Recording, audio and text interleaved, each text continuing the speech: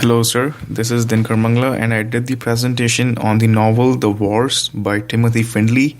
And in this presentation, I'm going to be focusing on three things. First, the author's life. Second, how this novel relates to his personal life. And third, importance of symbols used in this novel. So let's start off with author's life. So his full name was Timothy Irving Frederick Findley, in short, Tiff.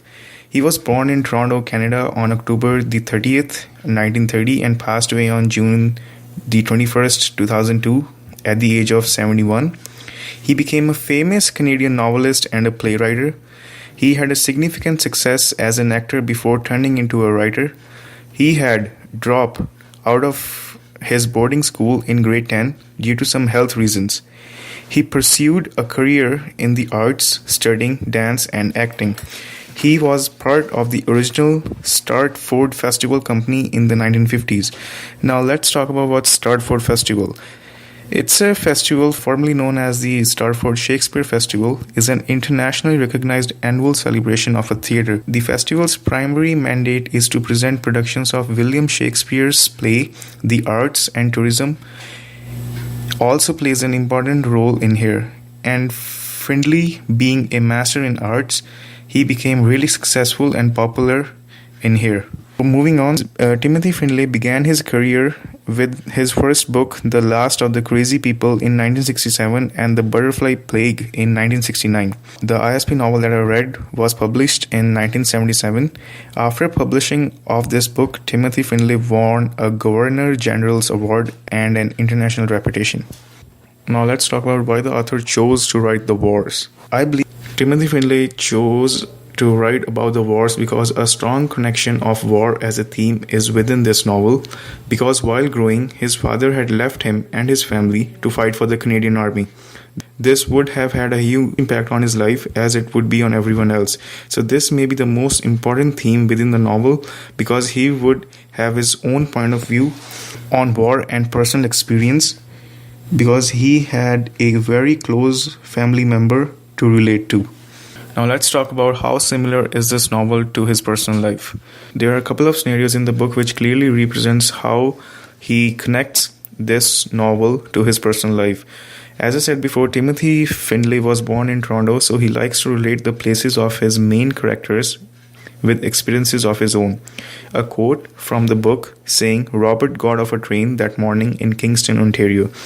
Here he is using the familiar places that he had experienced since childhood, or we can say that he is using the neighboring cities to Toronto to develop a setting in the novel. Second scenario would be a connection to his mental illness as he has to drop out of the school in grade 10. And the quote which I found from the book is, "I know you're going to go away and be a soldier. Well, you can go to hell. I'm not responsible." The Wars, page 23. Here the author uses the same dilemma that he had experienced and he made Robert to leave the school and to enlist himself in the war because of the relationship problems with his mother. Basically the idea was same. In Robert's case, he had a relationship problem with his mother, whereas in the author scenario, it relates to illness. But in both the scenarios, the main character, Robert Ross, and the author left the school in early age. Now let's talk about the symbols used in the novel. So there are many symbols used in the novel by the author Timothy Findley, and here are they. So the first symbol that I found while reading the novel are the birds. The birds represent the danger that Robert was going to experience in the novel. They are a sort of a warning signal. Each time Robert notices that they have stopped singing, an attack soon follows. It also portrays the life and the freedom which must be fought for personal levels. The second symbol that I came across while reading are the rabbits. Rabbits come up in the novel on several occasions. It brings back memories to Robert about how he did not want to kill the rabbits since they belonged to Rowena, his sister. The rabbits, along with Rowena, are a symbol of innocence and purity. Third symbol was a horse. A horse is what brought Robert to Taffler. Taffler was a war hero who was often accompanied by a dog. The horse was used as a means of transportation and companionship and represents loyalty towards Robert. The fourth that I came across is the water. Water represents change. Robert takes a bath after Rena's death. The skies are snowing at Rena's funeral. Robert stands in the rain at the train station. The snow is sufficiently melted when Miss Ross comes out of the church that she could not make a snowball, and the war trenches are filled with rain and resulting mud. So all these scenarios have one thing in common, which is water, and it represents a great symbol throughout the novel. The fifth symbol in the novel was a pistol. Pistol is used as a tool which Robert vents his violent feeling. A quote said by Juliet Barbara, mother of Lady Barbara, was, "She witnessed him destroying a tree with his gun." Here, it reflects that how Robert always keeps his gun for his security and a peace of mind. Therefore, a gun or a pistol represents as a powerful symbol of authority and security. The last but not the least, the symbol of the title of the book itself, The Wars.